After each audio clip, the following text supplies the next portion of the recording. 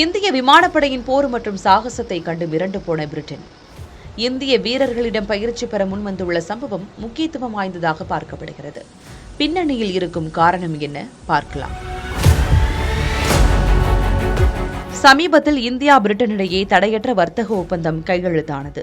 இந்த ஒப்பந்தத்தின் போது பாதுகாப்பு விவகாரங்கள் குறித்தும் விவாதிக்கப்பட்டது. இந்த விவாதத்தை தொடர்ந்து இந்தியா பிரிட்டனிடையேயான ஒப்பந்தம் மிகப்பெரிய சாதனை என பிரிட்டன் புகழாரம் சூட்டியது. இந்நிலையில் இந்த ஒப்பந்தத்தின்படி வரலாற்றில் முதன்முறையாக இந்திய விமானப்படை அதிகாரிகள் பிரிட்டனில் உள்ள ராயல் ஏர்ஃபோர்ஸ் தளத்தில் பிரிட்டன் வீரர்களுக்கு பயிற்சி அளிக்க உள்ளனர்.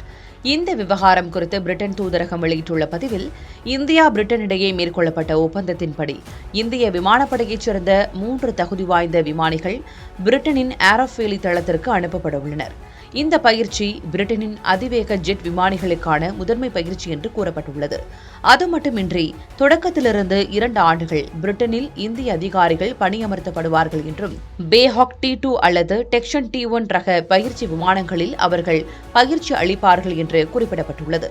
அதே சமயம் இந்திய அதிகாரிகள் பிரிட்டன் தளபதிகளின் கீழ் பணியாற்றினாலும் அவர்கள் இந்திய விமானப்படையின் கட்டுப்பாட்டில்தான் இருப்பார்கள் என்று அந்த பதிவில் கூறப்பட்டிருக்கிறது.